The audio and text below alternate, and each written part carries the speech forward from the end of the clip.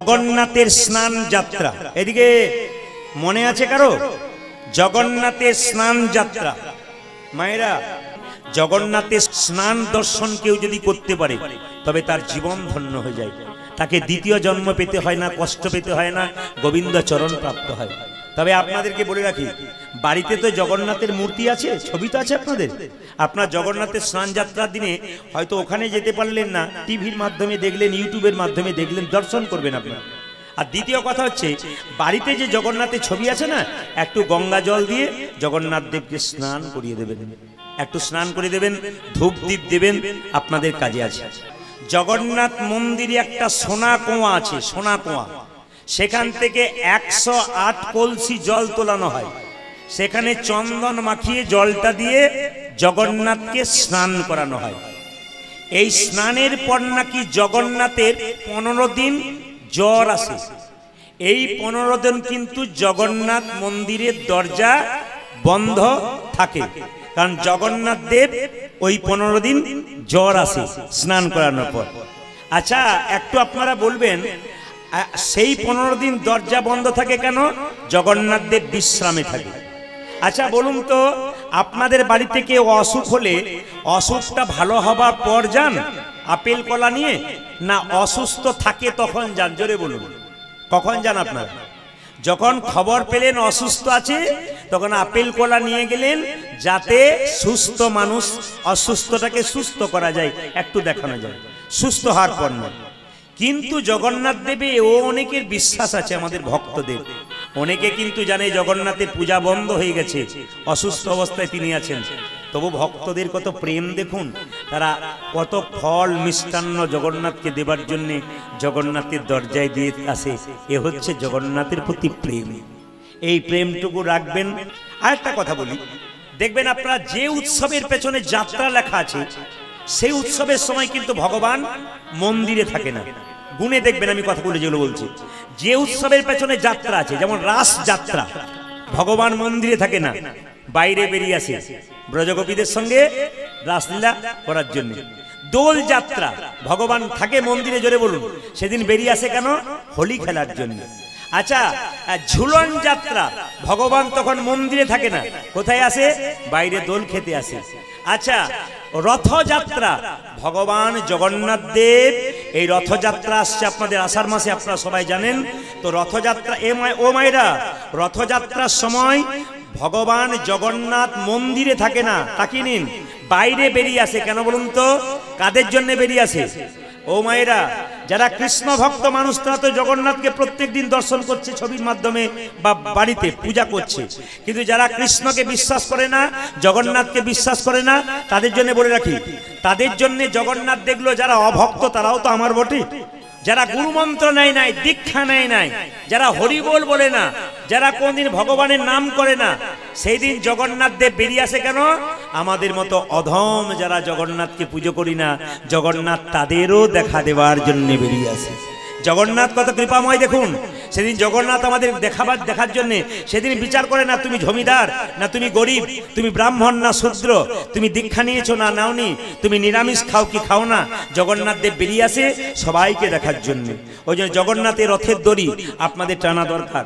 মায়েরা, জগন্নাথ মন্দিরে গিয়ে হয়তো রথের দড়ি টানতে পারলেন না, কিন্তু বাড়িতে একটা রথ তৈরি করবেন রথের দিনে। সবাই শুনুন, রথের দিনে একটা রথ তৈরি করবেন, সেই রথের দড়ি আপনার টানবেন, জগন্নাথ দূর থেকে আপনাকে কৃপা করে দেবে। আসুন সবাই মিলে বলুন, জয় জগন্নাথ দেব কি, জয় জগন্নাথ দেব কি। আচ্ছা বলুন তো, জগন্নাথের চোখগুলো গোল না পটল চেরা? জোরে বলুন। হ্যাঁ গোল, গোল, হ্যাঁ গোল, পটল চেরা নয়। কৃষ্ণের চোখ পটল চেরা, মাঝে মাঝে বিচার এদিক ওদিক হয়, কিন্তু জগন্নাথের চোখ গোল কেন? ব্রাহ্মণ গেলেও যা, শূদ্র গেলেও যা, জমিদার গেলেও যা, ভিখারি গেলেও যা, সবাই জগন্নাথের কাছে, সবাই জগতের নাথ, তিনি সকলের নাথ, এই জন্য তার নাম হচ্ছে জগন্নাথ দেব। আরেকবার বলুন, জগন্নাথ দেব কি, জগন্নাথ দেব কি, জগন্নাথ দেব কি। এদিকে কলিযুগে জগন্নাথ দেব কি করলেন? উড়িষ্যার পুরী ধামে এলেন। এই পুরী, উড়িষ্যার যে পুরী, উড়িষ্যা, ওটা আগে নাম ছিল মালব দেশ। উড়িষ্যা আগে নাম ছিল কি? মালব দেশ। ওখানে কিন্তু মায়েরা, জগন্নাথ দেবের 3টে রথ আছে। একটাতে বলভদ্র, একটা সুভদ্রা, আর একটা কে বলুন তো, একটা বলরাম, একটা সুভদ্রা, একটা কৃষ্ণ, জগন্নাথ, তিনি যাচ্ছেন। তো দেখে নেবেন আপনারা, জগন্নাথের যে চাকা আছে রথের, বলরামের যে রথ, সেই রথটাতে চাকার সংখ্যা হচ্ছে 14টা, আর সুভদ্রার যে রথ, সেই রথটার চাকার সংখ্যা হচ্ছে 12টা, আর ভগবান কৃষ্ণের যে রথ, ওই রথের চাকার সংখ্যা হচ্ছে 16টা। খুব মাথায় রাখবেন কথাগুলো। দেখবেন জগন্নাথের যে রথ, তার রথের কাপড়টা হচ্ছে হলুদ রঙের, আর দেখবেন আপনারা সুভদ্রার যে রথ, ওই রথটার কাপড়টা হচ্ছে লাল রঙের, আর বলরামের যে রথ, ওই রথটার কাপড়টা হচ্ছে নীল রঙের। জগন্নাথকে দর্শন করবেন। জগন্নাথ দেব কি, জগন্নাথ দেব কি। প্রত্যেকটি হিন্দু সম্প্রদায়ের মানুষের কাছে আমার নিবেদন রইল, হিন্দু সনাতন ধর্মকে বাঁচাতে গেলে আপনাদের হরিবাসর তৈরি করতে হবে। প্রত্যেকটি হিন্দু সম্প্রদায়ের এই সনাতন ধর্মকে বাঁচাতে গেলে আপনাদের একসঙ্গে বসে সমবেত হয়ে কীর্তন শুনতে হবে। যেখানে হরিবাসর হবে, যেখানে ভাগবত হবে, যেখানে রামায়ণ হবে, আপনারা বসবেন। যত বসবেন আপনি কৃপা পেয়ে যাবেন। যেমন দেখবেন গাড়ি বাড়ি টাকা পয়সা করছেন, শান্তি আছে না। পৃথিবীতে 716 কোটি মানুষ আছে, রাস্তা দিয়ে সবাই পেরোচ্ছে। আপনি জিজ্ঞেস করুন, দাদা কেমন আছেন, ভদ্রতার খাতিরে বলবে হ্যাঁ ভালো আছে, কিন্তু বাড়িতে গিয়ে খোঁজ খবর নিয়ে দেখুন কেউ ভালো নেই। সবার ভেতরে একটা করে যন্ত্রণা লুকিয়ে আছে। এই জন্য মায়েরা, ভগবান বললেন শান্তি কোথায়? অনেক মায়েরা চিৎকার করে বলে শান্তি শ্মশানে। না, শ্মশান মানে কি? সব শয়ন স্থান। ও মায়েরা, এই যে বলেন না শ্মশানে শান্তি, সব মানে কি? মৃতদেহ, শয়ন স্থান, যেখানে মরাকে শোয়ানো হয়, ওটা শ্মশান। আর শ্মশান মানে কি? সস্থান। আপনি যতই গাড়ি বাড়ি করুন, টাকা পয়সা করুন, শ্মশান আপনাকে ডাকছে। সোনার পালঙ্ক করলি, এত সুন্দর পেজা তুলো দিয়ে লেপ করলি, যতই বিছানা সুন্দর কর না কেন, শেষ বিছানা আমাতেই তোকে আসতে হবে। এই জন্য শ্মশান কি মা? সস্থান, ওইটাই কিন্তু আমাদের আসল জায়গা। একটা আপনাদের বলে রাখি, হিন্দু ধর্মে আসতে, হিন্দু ধর্মে কেউ যদি মারা যায়, তবে 3টি উপায়ে তাকে সৎকার করা হয়। একটা দেখবেন চিতাতে পোড়ানো আগুন দিয়ে। দ্বিতীয় কি? দ্বিতীয় হচ্ছে মাটির ভেতরে সমাধি, মৃত সমাধি। আর তৃতীয় কি? সলিল সমাধি, মানে জলে ভাসিয়ে দেওয়া হয়। একটা একটা করে বর্ণনা করে দিয়ে আপনারা শুনে নিন মন দিয়ে। বলছে যে চিতাতে পোড়ানো, এই যে আপনারা চিতাতে যখন কাউকে পোড়ান, মায়েরা বলুন, এত কাপড় জামা আমরা পরি, সত্যি কি চিতাতে শোয়ানোর সময় কাপড় দেয়? জোরে বলুন। তাহলে যদি এসেছি খালি হাতে, এসেছি শরীরে জামা না নিয়ে, যাব শরীরে জামা না নিয়ে, হরিবাসরে প্রণাম করতে লজ্জা কিসের? দুদিন পরে তো 4 জনের কাঁধে আপনাকে শ্মশানে যেতে হবে, তার আগে পায়ে হেঁটে হরিবাসরে আসুন না, আপনার জীবন সুন্দর হবে। পায়ে হেঁটে হরিবাসর আসুন, আপনার জীবন সুন্দর হবে। এইবার বলে দিই, চিতাতে যখন বাবাকে কি মাকে শোয়ানো হয়, তখন দেখবেন তার ছেলে কি করে। তার ছেলে দেখবেন, আপনারা তাকাবেন, তার ছেলে দেখবেন অগ্নিকুণ্ড নিয়ে চারিদিকে 3 বার ঘোরে। এই সময় দেখবেন একটা মন্ত্র বলানো হয়, আমরা কেউ বুঝিও না, বোঝার চেষ্টা করি না, ওই মন্ত্রটার ব্যাখ্যা কি সুন্দর। বলছে চিতার চারিপাশে যখন ছেলে আগুনটা নিয়ে ঘোরে, তখন এই কথা বলে, কি বলে? মনে মনে এইটাই বলা উচিত, হে ব্রহ্মদেব, মানে অগ্নিদেব, আমার বাবা যদি জীবিত থাকাকালীন কোনো অন্যায় করেছে, তার সমস্ত পাপকে মুক্তি দিয়ে, ওগো অগ্নিদেব, তুমি আমার বাবাকে গ্রহণ করো। এই কথাটি চিতাতে যখন ছেলে আগুন দেবার আগে 3 পাক ঘোরে, তখন এইটা বলা উচিত। এইটাই বলি আমরা হিসাব মতো, কিন্তু আমরা সেটা জানিও না, কেউ করিও না। আবার এরপরে একটা কথা আছে, যে ছেলেটা চিতাতে আগুন দিচ্ছে সে বলতে চাইছে, এরপরে আমাকেও এখানে আসতে হবে, আমার আসার পথটা যেন পরিষ্কার হয়। হে অগ্নিদেব, আমি পাপ মুক্ত হয়ে তোমার কাছে আসতে পারি, এই চেষ্টা যেন করো। এত সুন্দর কথা আমাদের বর্ণনা আছে, আমরা কেউ বুঝিও না, আমরা চেষ্টা করি না।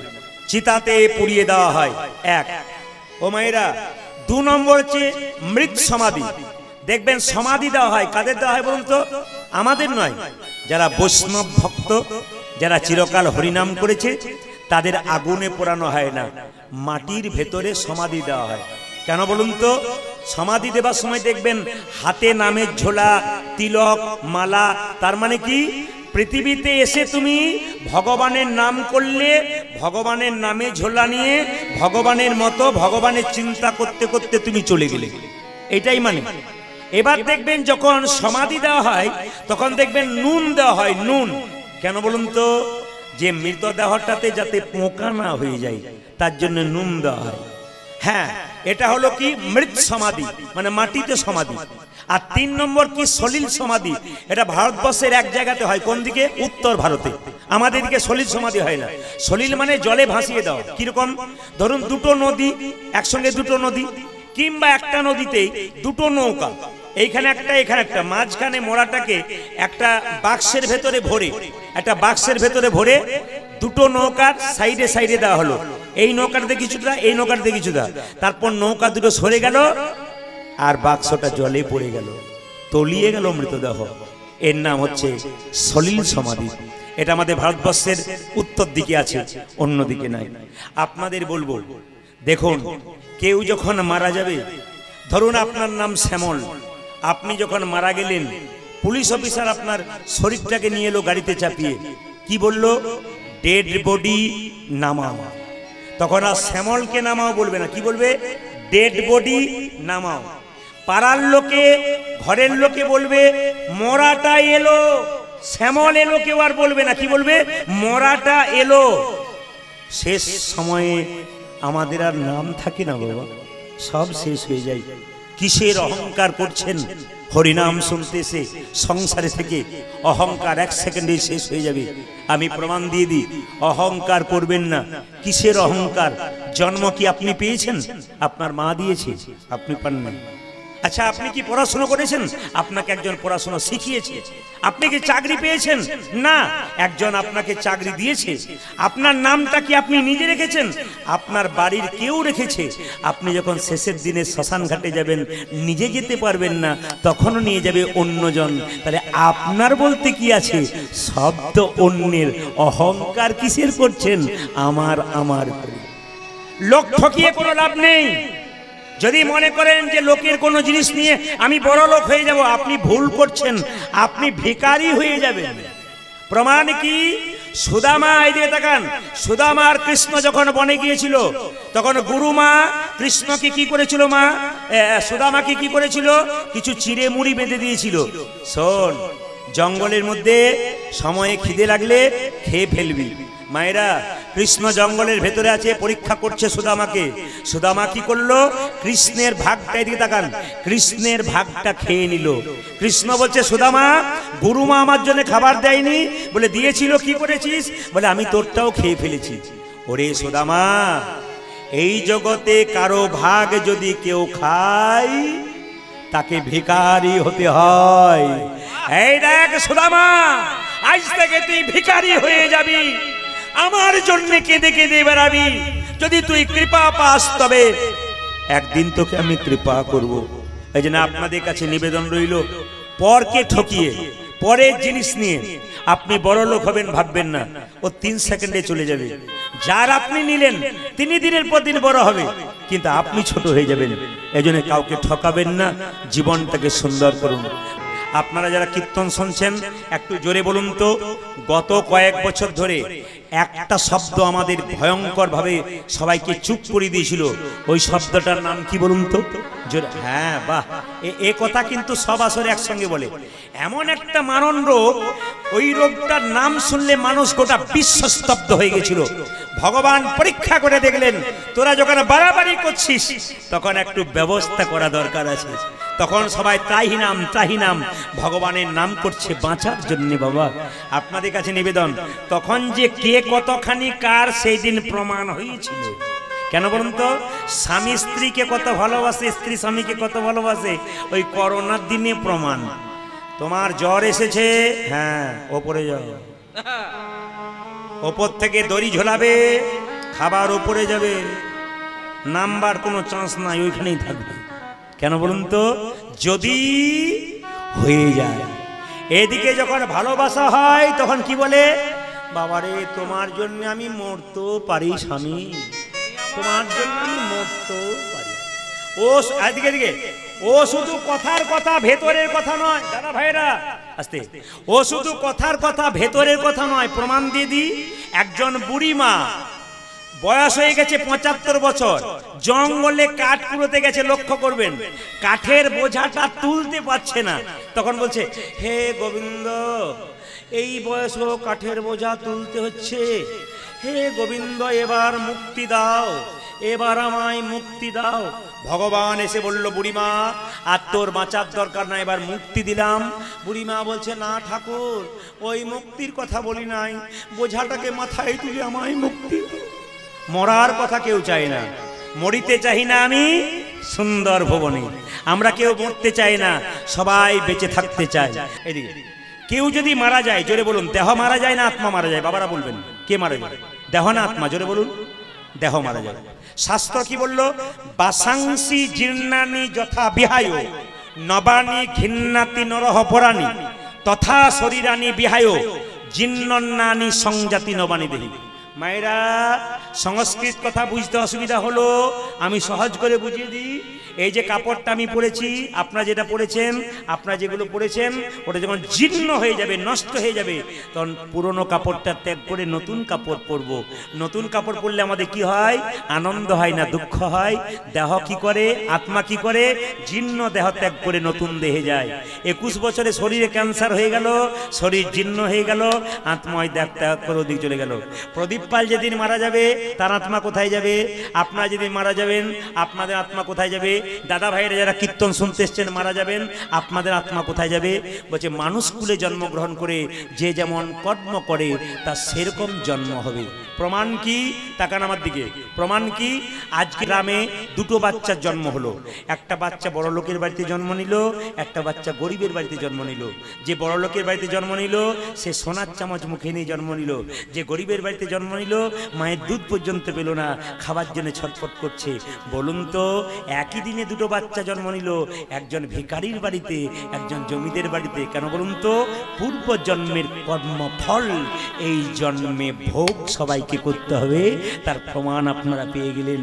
শাস্ত্র কি বলছে দেখুন, মানুষ কুলে জন্ম নিয়ে কেউ যদি পশুর মতো কর্ম করে তার পশু কুলে জন্ম হয়, মানুষ কুলে জন্ম নিয়ে কেউ যদি মানুষের মতো কর্ম করে আবার মানুষ হয়, আর মানুষ কুলে জন্ম নিয়ে কেউ যদি মহামানবের মতো কর্ম করে, মহাপুরুষের মতো কর্ম করে, তার দ্বিতীয় জন্ম হয় না, গোবিন্দ চরণ প্রাপ্ত হয়। কেন বলুন তো? তাকিয়ে নিন, কেন বলুন তো?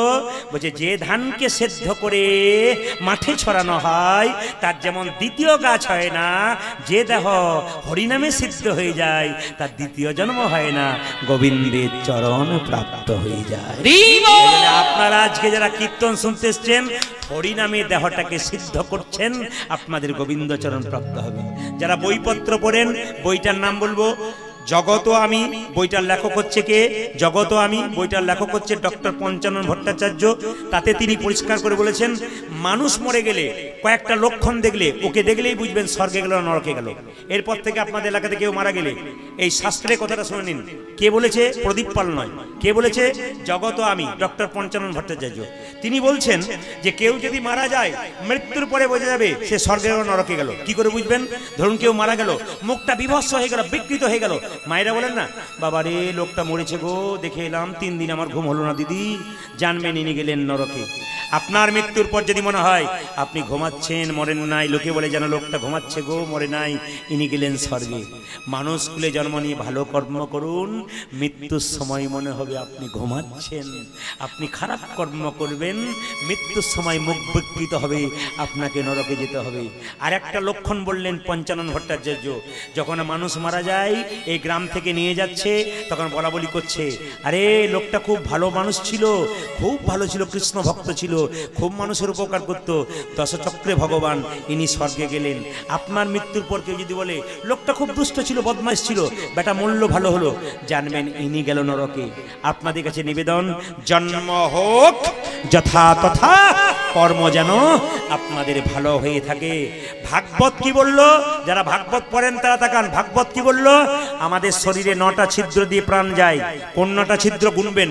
2টো কান, 2টো চোখ, 2টো নাকের ছিদ্র, 2টো একটা মুখের ছিদ্র, নিচের দিকে 2টো পায়ু এবং উপস্থ। জেনে নিন, এই 9টা ছিদ্র দিয়ে প্রাণ গেলে আপনি গেলেন স্বর্গে। আর এই 2টো ছিদ্র নিচের দিকে গেলে, প্রস্রাব পায়খানা দ্বার দিয়ে গেলে আপনি জানবেন নরকে গেলেন। প্রশ্ন করবেন মায়েরা, তাহলে এই 9টা ছিদ্র দিয়ে প্রাণ যায় কি করে বুঝবো? অনেকে মৃত্যুর সময় হা করে মরে, মুখ দিয়ে প্রাণ গেল। অনেকে মৃত্যুর সময় তাকিয়ে তাকিয়ে মরে, জানবেন ওনার চোখ দিয়ে প্রাণ গেল।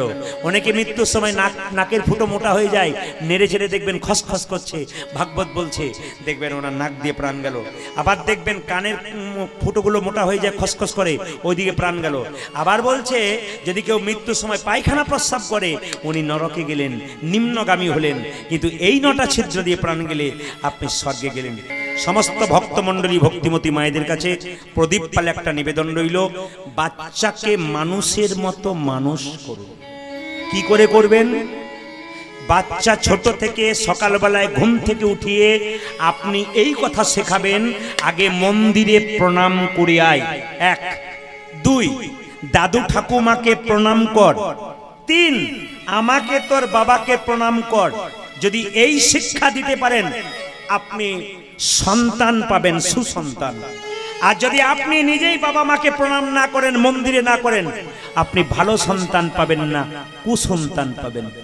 ধ্রুবর বয়স ছিল, ধ্রুব মাত্র 5 বছর। সে ভগবানকে পেয়েছিল কেন? তার মায়ের জন্য। শুনলে চমকে যাবেন, মা কত চালাক। চালাক বলতে এই মা নয় যে ছেলেকে চালাকি শেখাবে, ছেলেকে ভক্তি শেখাবে। শুনে নিন, ধ্রুবের বাবার নাম ছিল উত্থানপাদ। যারা জ্ঞানীজন শুনবেন, উত্থানপাদের 2টো স্ত্রী, একটা সুরুচি, একটা সুনীতি। সুনীতির ছেলের নাম কে? ধ্রুব। আর সুরুচির একটা ছেলে ছিল। রাজা উত্থানপাদ যখন বসে আছে তখন ধ্রুব বাবার কোলে বসে আছে। যখন সুরুচির ছেলে এলো, ওর চাইতে বড়, তখন ধ্রুবকে কোল থেকে নামিয়ে বাবার কোলে চেপে গেল। যখন চেপে গেল, ধ্রুব তখন কাঁদতে কাঁদতে মায়ের কাছে গিয়ে বলছে, মা, আমাকে বাবা কোল থেকে নামিয়ে আমার দাদাকে নিল, ওই সুরুচি মায়ের ছেলেকে নিল, আমাকে নিল না। ও মা, তুমি একটু বলে দাও না আমাকে কোলে নিচ্ছে না। এ সংসারে যদি কোনো স্বামীর 2টো স্ত্রী থাকে, একজনের ছেলেকে স্বামী কোলে নেয়, একজনের না নেয়, তাহলে দেখেন কি অবস্থা হয়। ভেবেছ কি ওকে নেবে, ওকে নেবে না? তুমি ভেবেছ কি? কিন্তু ধ্রুবর মা কি সুন্দর শিক্ষা দিল দেখুন। মা, বাবা আমাকে কোলে নিল না, আমাকে নামিয়ে দিল। ধ্রুবের মা সুনীতি বলল, খোকা, বাবা মা কি চিরকাল বেঁচে থাকে রে? বাবা মা চিরকাল বেঁচে থাকে না। তুই বাবার কোলে আজকে চাপছিস, আমার কোলে আজকে চাপছিস, বড় হলে তো চাপতে পারবি না। আমরা যখন মরে যাবো আর কি কোলে চাপতে পারবি? তবে ধ্রুব, এমন একজনের কোলে চাপবি যার কোল থেকে জীবনে আর নামতে হয় না, তার কোলে চাপবি। কে বলুন তো? সুনীতি কি সুন্দর শিক্ষা দিচ্ছে। এমন একজনের কোলে চাপবি আর নামবার চান্স থাকবে না, তার কোলেই বসে থাকবি। ধ্রুবের মায়ের নাম ছিল সুনীতি, ছেলেকে শিখিয়েছিল বৈরাগ্য নীতি। ও মায়েরা, যে মায়ের নীতি ভালো হবে তার সন্তানের নীতি ভালো হবে। যে মায়ের নীতি ভালো নাই তার সন্তানের নীতি ভালো নাই। যে মায়ের চলা ভালো নয় ওর বাচ্চার চলা ভালো নয়। যে মায়ের বলা ভালো নয় ওর বাচ্চার বলা ভালো নয়। যে মায়ের দেখা ভালো নয় বাচ্চার দেখা ভালো নয়। আপনার চলা, আপনার বলা, আপনার দেখা যদি ভালো হয়, আপনার সন্তানের সব কিছু আপনি দিতে পারবেন। দাদা ভাইরা, মায়েরা মনে মনে ভাববেন তাহলে কি বাবাদের দোষ নাই? হ্যাঁ, বাবাদের দোষ আছে। বাবাদের একটু বুঝিয়ে দিয়ে যায়। কৃষ্ণ ভক্ত সন্তান জন্ম দিতে গেলে আপনাদের কি করতে হবে? আপনারা যারা মায়াপুরে গেছেন, হাত তুলুন তো কারা কারা মায়াপুর গেছেন? অনেকেই গেছেন। এবার হাত নামান। মায়াপুরে শিল প্রভুপাদের মূর্তি দেখেছেন? ইস্কনের প্রতিষ্ঠাতা শিল প্রভুপাদ, তার মূর্তি এখন আছে। ওই ছেলেটা যখন কলকাতার ছেলে ছিল, এইটুকু বাচ্চা, রাস্তায় খেলা করত। তার বাবা কলকাতায় চাকরি করত, 10টায় অফিস যেত, 9টা পর্যন্ত বসে থাকতো দরজাতে। কেন জানেন? কোনো বৈষ্ণব পেরিয়ে গেলে বলতো, একবার আসুন, একবার আসুন। আরে কি হয়েছে বলবেন তো? আরে আসুন না, ও বাবা বৈষ্ণব, একবার আসুন। কি হয়েছে? এ খোকা, পেন্নাম কর, পেন্নাম কর। ছোট্ট ছেলে শিল প্রভুপাদ বৈষ্ণবকে প্রণাম করত। আর শিল প্রভুপাদের বাবা বলতো, আমার ছেলের মাথায় হাত দিয়ে একবার বলে দাও যেন রাধারানীর কৃপা হয়, যেন কৃষ্ণের কৃপা হয়। আমাকে বলতে হবে না, আমার ছেলের মাথায় একটু হাত দিয়ে দাও যেন কৃষ্ণের কৃপা হয়। এই জন্যই তো প্রভুপাদ বিশ্ববিখ্যাত হয়েছিল। বাবার এরকম চেষ্টা ছিল বলে তো। আপনার ছেলেকে রবিবার দিন যদি সময় পান, পার্কে বেড়াতে যাবেন না, নদীর ধারে বেড়াতে যাবেন না, একটা দিন সময় পেলে বাচ্চাকে, স্ত্রীকে নিয়ে, পরিবারের সবাইকে নিয়ে ভগবানের মন্দিরে যান। ওখানে গিয়ে 10 মিনিট বসুন, ভগবানকে প্রণাম করুন। আপনার বাচ্চা শিখবে, আপনি শিখতে পারবেন, আপনার জীবন ধন্য হবে, আপনি ভালো সন্তান পৃথিবীকে দিতে পারবেন। এরকম সন্তানের জন্ম দিতে হবে। কীর্তন শুনলে কি হয়? মানুষ তৈরি করে, চরিত্রহীনকে সাধু করে দেয়, চরিত্র পরিবর্তন করে দেয়, মাতালকে ভালো করে দেয় একমাত্র হরিনাম সংকীর্তনে। তাকান আমার দিকে। এখানে যত বয়স্ক মা আছেন, প্রত্যেকটি ছেলের কাছে আমার নিবেদন রইল, প্রত্যেকটি মেয়ের কাছে নিবেদন রইল, মা বাবাকে সম্মান না দিয়ে কৃষ্ণ কীর্তন শুনলে তোমার কোনো লাভ হবে না। কৃষ্ণ সুদামাকে বলেছে, সুদামা, এই জগতে 3 রকমের গুরু। প্রথম গুরু পিতামাতা, যার থেকে তুই জন্ম পেলি, সে যদি কেঁদে কেঁদে বেড়ায়, তুই যতই কৃষ্ণ বলে কাঁদ, আমার কৃপা কিন্তু তোর কোনো দিন হবে না। ওই জন্য আপনাদের কাছে নিবেদন রইল, মা বাবাকে কেউ কাঁদিও না। মা কেমন? আপনার তাকান। রাত্রি 12টার সময় বাড়ি যাবেন, বাড়ির সবাই যখন ঘুমোবে, একজন দরজা খুলবে আর বেরোবে, তিনি হলেন মা। তিনি হলেন মা। মা যদি বেঁচে না থাকে তাহলে বাবা দরজা খুলবে আর বেরোবে। ছেলে যদি বাইরে থাকে, বাবা মা কি কোনোদিন ঘুমোতে পারে গো? ঘুমোতে পারে গো। মায়েরা এইদিকে, শব্দ না একেবারে এইদিকে। মায়ের মতো আপন কেউ হয় না, আপন কেউ হয় না। দুর্গার অষ্টমীর দিনে নিজে নতুন জামা কাপড় পরি মা দুর্গাকে পুষ্পাঞ্জলি দিতে যাচ্ছ, আর নিজের বাবা মা খাবার জন্য কেঁদে কেঁদে বেড়াচ্ছে, একটা কাপড় পাই না। মা দুর্গাকে যখন পুষ্পাঞ্জলি দিবে, মা যেন বলতে চাইছে, মাটির প্রতিমা পুজিস রে তুই, আগে ঘরের জীবন্ত দেবী দেবী দুটোকে পুজো কর। ঘরের জীবন্ত দেবীকে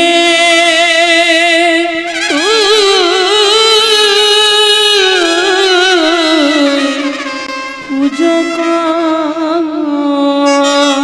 জীবিত থাকাকালীন বাবা ছেলেকে বলছে, খোকারে খোকারে, আমার বয়স হলো, দুটো সাদা রসগোল্লা আমায় এনে দিবি, খাবার ইচ্ছা হয়েছে। ছেলেকে কতবার বাবা বলল, দুটো রসগোল্লা এনে দিবি খোকা, আজ আনবো কাল আনবো করে দিল না। যখন বাবা মরে গেল, 2000 লোক নিমন্ত্রণ করে তাদের দুটো করে রসগোল্লা খাওয়ালো। জীবিত অবস্থায় বাবা পেল না দুটো রসগোল্লা, মরে যাবার পর লোকে খেলো। এ খাওয়ানোর কোনো লাভ হবে না যদি জীবিত অবস্থায় দিতে পারলে না। আগে জীবিত অবস্থায় দাও, তবে মৃত্যুর পরে লোককে দিলে লাভ আছে, নইলে লাভ নাই। বাবা যেন ওপর থেকে বলবে, খোকারে, একটা রসগোল্লা আমার মুখে দিতে পারলি না, আমার মৃত্যুর পর তুই কতজনকে রসগোল্লা খাওয়ালি। বাবার মনের ইচ্ছা পূর্ণ হবে না। সবচাইতে লজ্জার ব্যাপার, একটা মায়ের কোলে গর্ভে একটা সন্তান 10 মাস 10 দিন জায়গা হয়, সেই ছেলে যখন বড় হয়ে পুরুলিয়াতে বাঁকুড়াতে বড় ফ্ল্যাট কেনে, বাড়ির আত্মীয় স্বজন সবার আনাগোনা হয়, কিন্তু দুজনের জায়গা হয় না, না জায়গা যে তোমাকে পৃথিবী পৃথিবী যে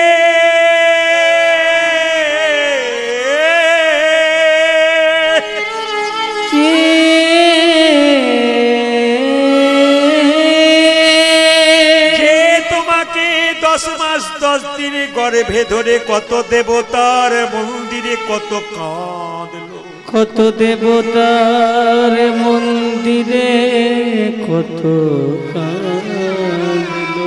একটা খোকা হলে আমি আমার সব তোমায় দিয়ে দেব, সব তোমায় দেব, কিন্তু খোকা বড় হয়ে মাকে ফ্ল্যাটে জায়গা দিতে পারলো না।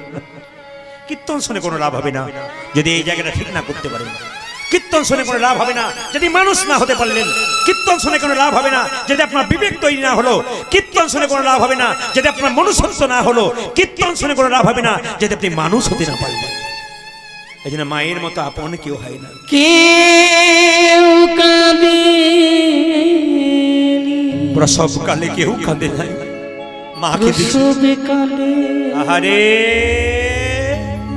কেঁদেছিল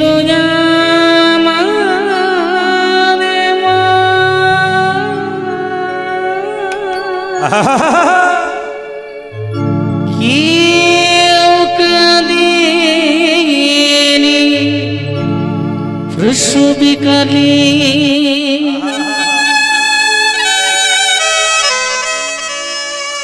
কেঁদেছিল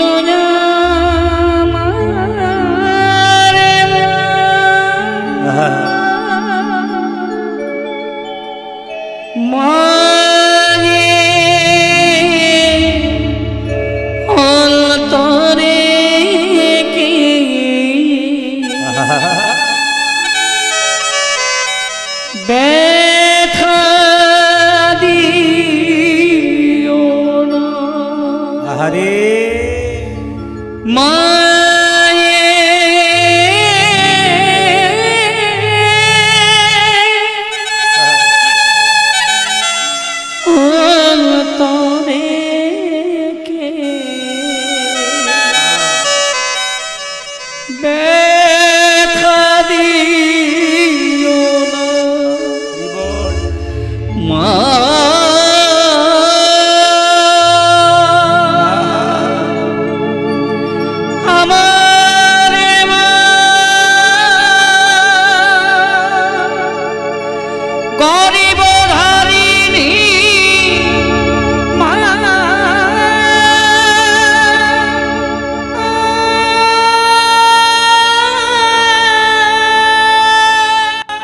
আচ্ছা এবার বলি, কালকে যেখানে ছিলাম আমি একটা বনলতা হোটেল রেস্টুরেন্ট, জয়পুর নাম আছে, সেখানে ছিলাম। ওদের জয়পুরে গ্রাউন্ডে গান হচ্ছিল। তা আমি দুপুরবেলায় ঘুমাচ্ছি, একটি ছেলে দরজাটা ঠেসানো ছিল, আমি ঘুমাচ্ছি এরা ঘুমাচ্ছে, আমার গায়ে সুসুরি দিচ্ছে, দাদা ও দাদা কি, ও দাদা কি রে, ও দাদা একে ভগবানের মোবাইল নাম্বারটা জানা আছে।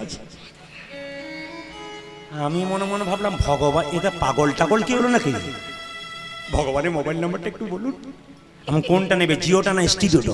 এই এসটিডি নাম্বার নেবে না জিও নাম্বার নেবে? বলছি দুটো নাম্বারটাই দাও। বললাম তাহলে এক কাজ করো, কীর্তনে আসলে দেবো। ও কালকে দাঁড়িয়েছিল নাম্বারটা শোনার জন্যে, আজকে আবার ফোন করেছিলাম যেখানে আসছি, দাদা আজ গান কোথায় আছে? আমার নাম একবারে বাঁকুড়া থেকে 70 কিলোমিটার দূরে যাবার ইচ্ছা ছিল, কাছাকাছি হলে। বললাম না আবার জ্বালাবে বলে 70 কিলোমিটার বললাম, আর কি করবেন বাধ্য হয়ে। তো সবাই তাকান আমার দিকে। ভগবানের মোবাইল নাম্বার দুটো, এসটিডি নাম্বার কি 031632। অনেকে খুঁজে পাচ্ছেন না নাম্বার কেমন, 031632। চিন্তা শূন্য মনে তত্ত্ব, চিন্তা শূন্য মনে 3 সকাল দুপুর সন্ধে 16 নাম 32 অক্ষর যে জপ করতে পারবে, ভগবানের সঙ্গে কথা সেই বলছে তো বলবে। 2 এসটিডি নাম্বার হলো জিও নাম্বার 12 18,335। শুনে নিন, 12 18,335। মন দিয়ে শুনবেন মাইরা। 12 দুটো সংখ্যা, 18 দুটো সংখ্যা, কটা হলো? 4টা। 3টে শূন্য হাজারের 7টা সংখ্যা, আর 335 কটা হলো? 10টা। তত্ত্ব কি? শ্রীমদ্ ভাগবত গীতা 12টি স্কন্ধ, 18,000 শ্লোক আর 335 অধ্যায়। যিনি অধ্যয়ন করতে পারবেন তিনি ভগবানের সঙ্গে কথা বলতে পারবেন। ওই জন্য আপনাদের বলি, শ্রীমদ্ ভাগবত গীতা আপনার কাছে রাখবেন। আস্তে একটা একটা করে আপনাদের বলে দেবো। সবার কাছে নিবেদন রইল, হিন্দু সনাতন ধর্মে কিছু কাজ আপনারা করবেন না। এই প্রদীপ পালের কতগুলো নিবেদন রইল আপনাদের সামনে। ও মায়েরা, মেয়েদেরকে, আস্তে বাবা, মেয়েদেরকে কাটা পোশাক পরাবেন না। তাকান আমার দিকে। মেয়েদেরকে ছোট থেকে কাটা পোশাক পরাবেন না। কেন? দেখুন আমরা কোন জায়গায় যাচ্ছি। বাচ্চা মেয়ে এইটুকু। বাপি কি দোকানে যাবে না জামা কিনতে? যাব। আমি ছোট ছোট পোশাক নেবো, আমার দেখতে ভালো লাগে, আমি সেই কি বলবো কার্টুনের মতো লাগবে দেখতে, আমায় কিনে দাও। এখন বাচ্চাকে আপনি ছোট পোশাক কিনে দিলেন। ওই মেয়েটা যখন 16 বছর বয়স হলো, বলুন তার বাবাকে ডাকবে? জোরে বলুন, বাবাকে ডাকবে? ও নিজেই বাজার যাবে, খাটো পোশাক কিনবে, রাস্তা দিয়ে পেরিয়ে যাবে, বাবা মেয়ের দিকে তাকাতে পারবে না।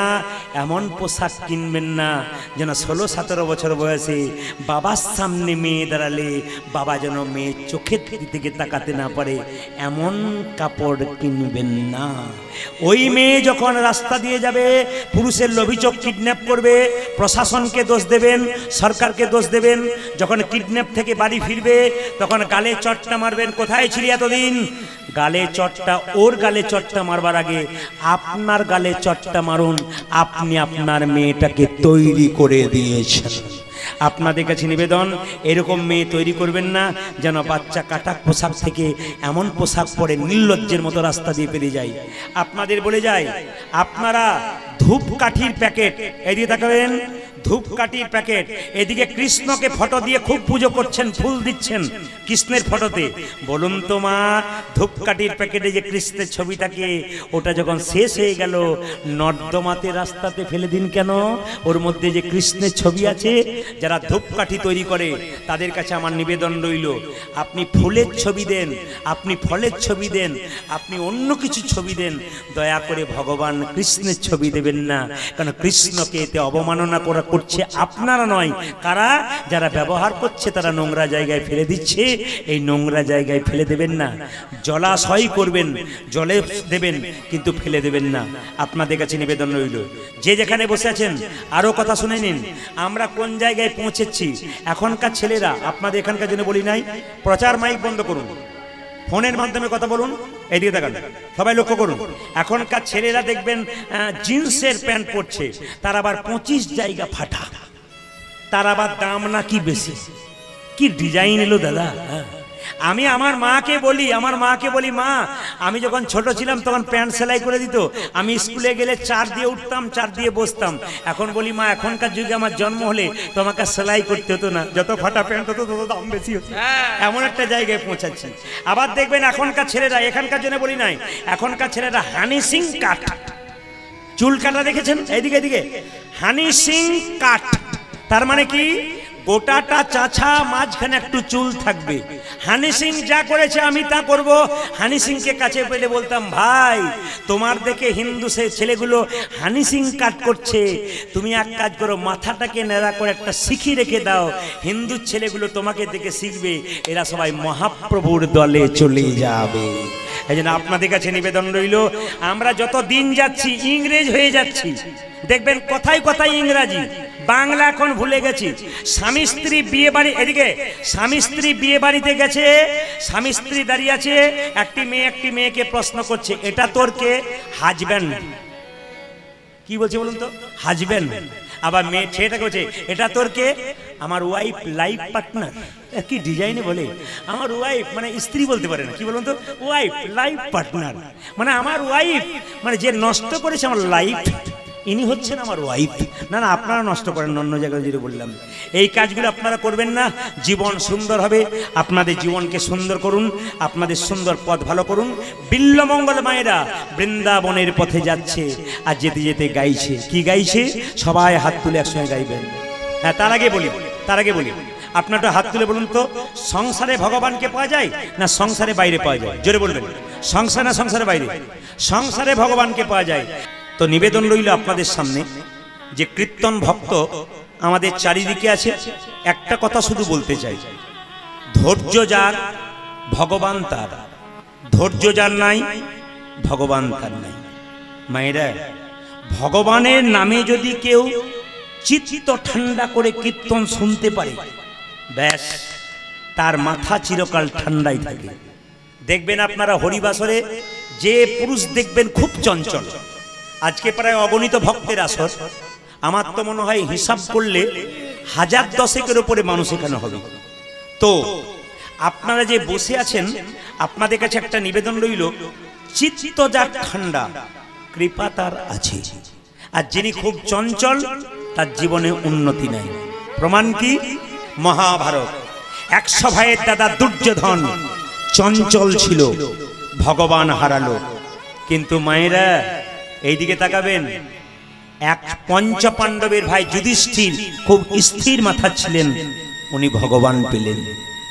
আপনাদেরকে আসরে দাঁড়িয়ে বলে দিলাম, যে মানুষটা কীর্তন শুনতে এসে দেখবেন চটি গুটাচ্ছে, আসছে যাচ্ছে, বড় চঞ্চল, ওর সংসার সম্বন্ধে খোঁজ নেবেন, ওর জীবনে কোনো উন্নতি নেই, একবারই নয়। কারণ কি? ভগবান বলছে তুই সব জায়গায় চঞ্চল, হরিবাসরও চঞ্চল, তোর কৃপা কোনোদিন হবে না। মন্দিরে গেলে যেমন চুপচাপ বসে থাকতে হয়, স্থির মাথায় চঞ্চলতা করতে নেই, কৃপা হয়। আজকে ভগবানের কাছে আপনারা বসে আছেন, আপনাদের মন স্থির থাকবে। ভগবান কি বলেছেন? নাহং তিষ্ঠামি বৈকুণ্ঠে জগিনাং হৃদয়ানাচা মদ ভক্ত যত্র গায়ন্তি তত্র তিষ্ঠামি নারদ। ওগো নারদ, আমি যোগীর হৃদয়ে থাকি না। আমি কোথায় থাকি না? আমি কোথায় থাকি? যেখানে আমার ভক্তরা গুণকীর্তন করে, আমি সেইখানেই বসে থাকি। আমি পরীক্ষা করে দেখি, যে ভক্ত মন শান্ত করে কীর্তন শোনে, আমার হাত দুটো তার উপর এইরকম দেওয়া থাকে, আশীর্বাদ সে দিনের পর দিন পায়।